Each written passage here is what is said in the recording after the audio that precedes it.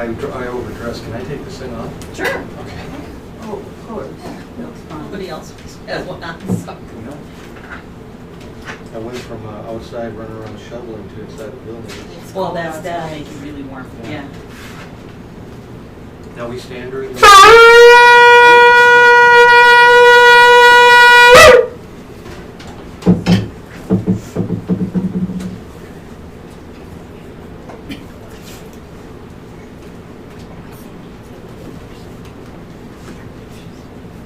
Shabbat Shalom. Shabbat Shalom. Baruch Adonai Hamvarach. Baruch Adonai Hamvarach Leolam Vayed. Baruch Adonai Hamvarach Leolam Vayed. Baruch Atah Adonai Eloheinu Melech HaOlam Asher bakar banu mechol ha'amim V'natan lanu et Torato. Baruch Atah Adonai Noten HaTorah. Amen. Bless the Lord, the Blessed One. Bless the Lord, the Blessed One, for all eternity. Blessed are you, O Lord our God, King of the universe, who has chosen us from all peoples and given us his Torah. Blessed are you, O Lord, giver of the Torah. Amen. Amen.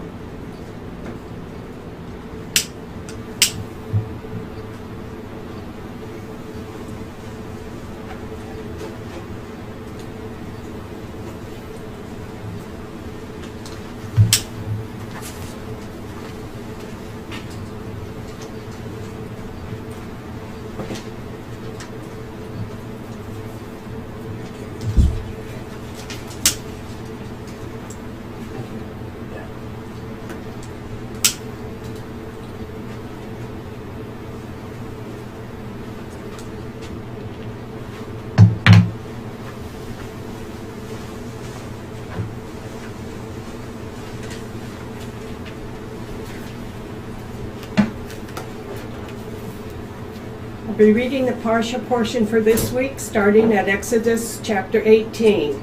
Now Yitro, the priest of Midian, Moshe's father-in-law, heard about all that God had done for Moshe and for all Israel, his people, how Adonai had brought Israel out of Egypt.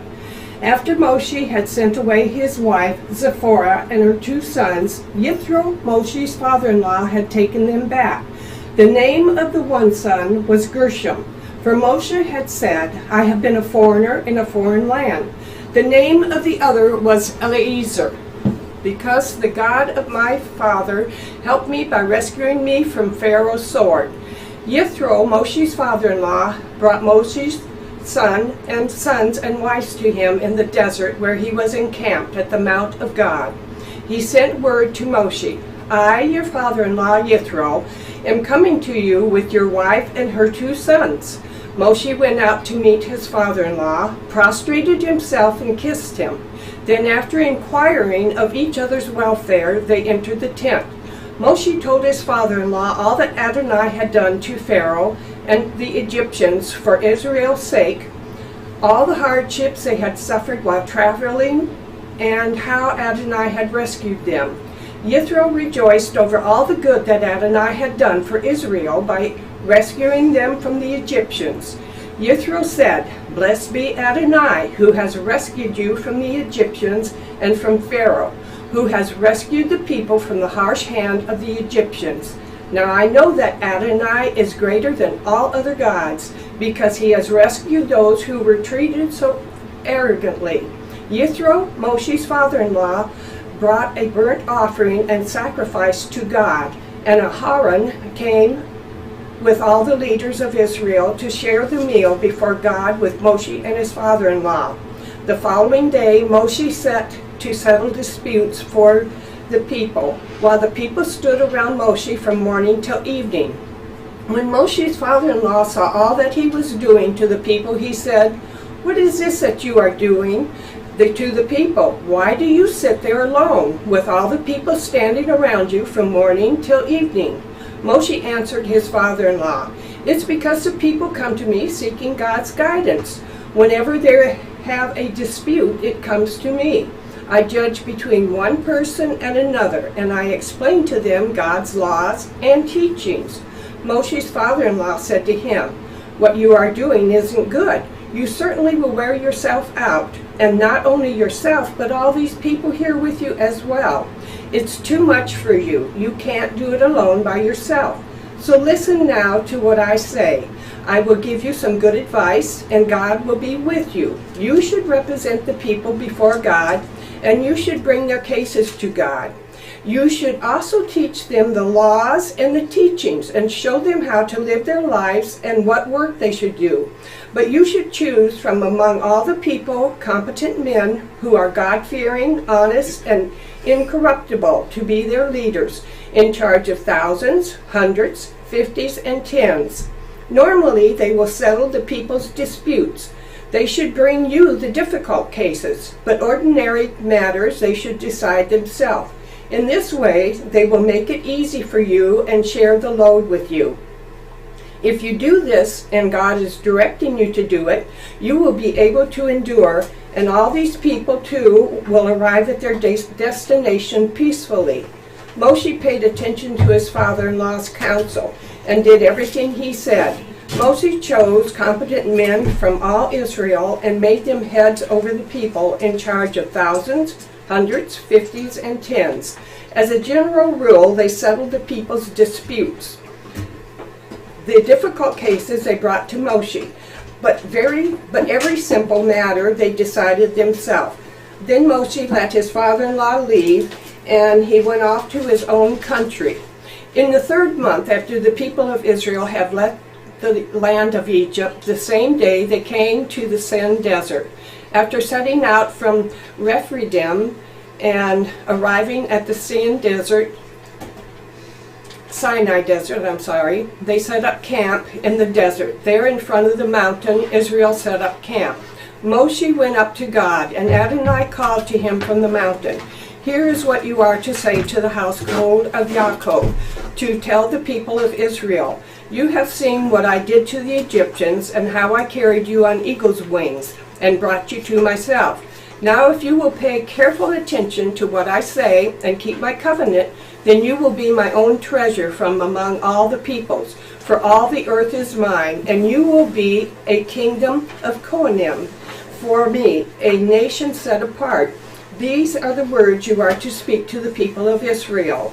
Moshe came, summons the leaders of the people, and presented them with all these words which Adonai had ordered him to say.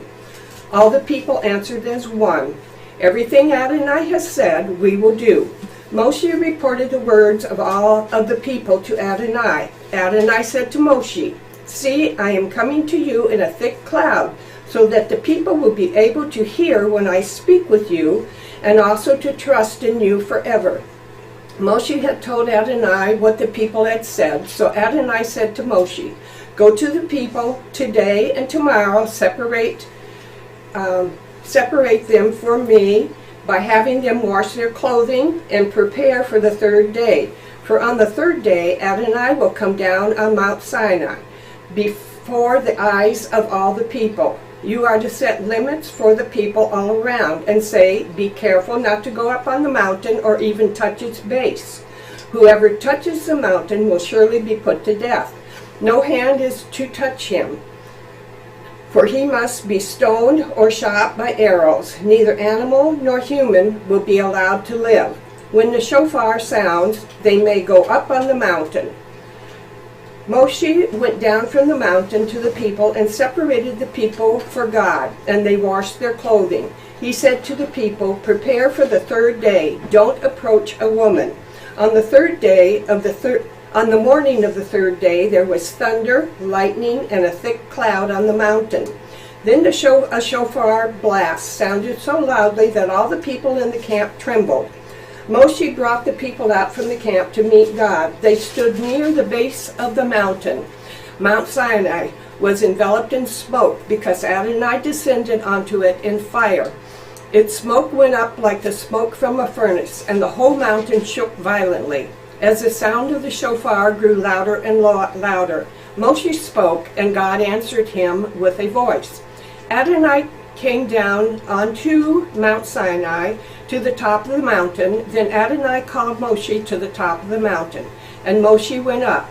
Adonai said to Moshe, "Go down and warn the people not to force their way through to Adonai to see him. If they do, many of them will perish.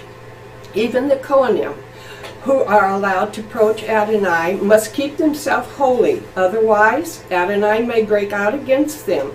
Moshe said to Adonai, "The people can't come up to Mount Sinai because you ordered us to set limits around the mountain and separate it."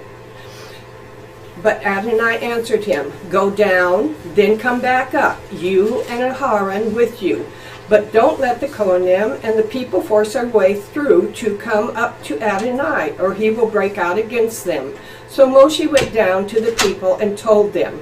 Then God said all these words, "I am Adonai your God, who brought you out of the land of Egypt, out of the abode of slavery.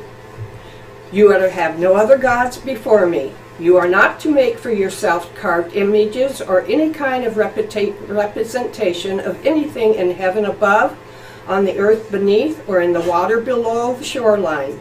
You are not to bow down to them or serve them, for I, Adonai your God, am a jealous God, punishing the children for the sins of the parents to the third and fourth generation of those who hate me, but displaying grace to the thousandth generation of those who love me and obey my mitzvot.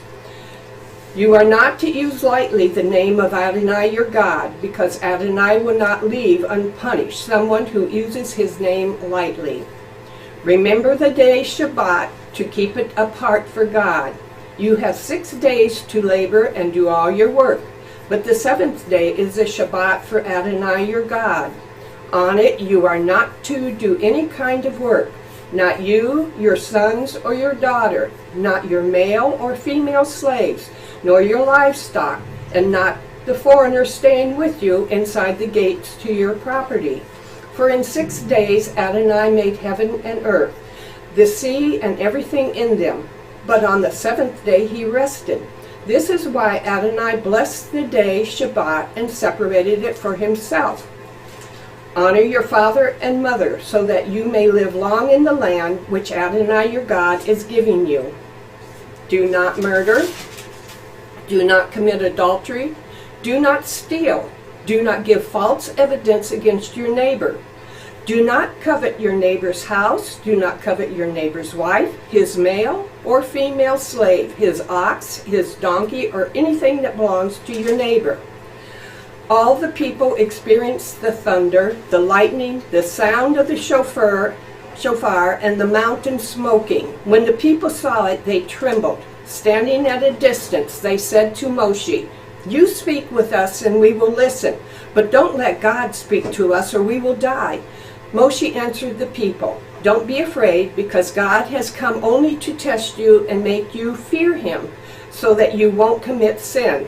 So the people stood at a distance, but Moshe approached the thick darkness where God was. Adonai said to Moshe, "Here is what you are to say to the people of Israel. You yourselves have seen that I spoke with you from heaven. You are not to make with me gods of silver, nor are you to make gods of gold for yourself. For me you need make only an altar of earth. On it you will sacrifice your burnt offering, peace offering, sheep, goats, and cattle. In every place where I cause my name to be mentioned, I will come to you and bless you.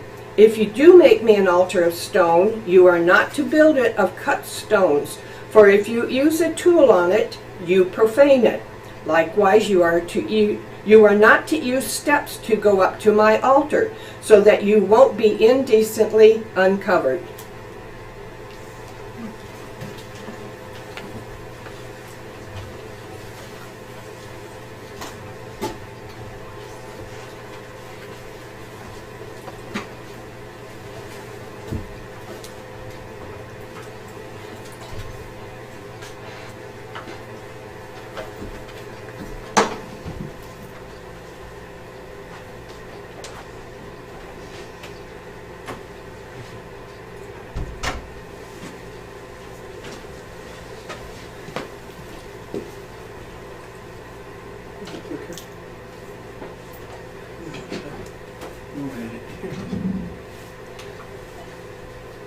Baruch atah Adonai, Eloheinu melech haolam, asher natan lanu Torah emet, v'chaya olam nata b'tukenu. Baruch atah Adonai, noten haTorah. Amen. Blessed are you, O Lord our God, King of the universe, who has given us the Torah of truth, and has planted eternal life in our midst. Blessed are you, O Lord, giver of the Torah. Amen.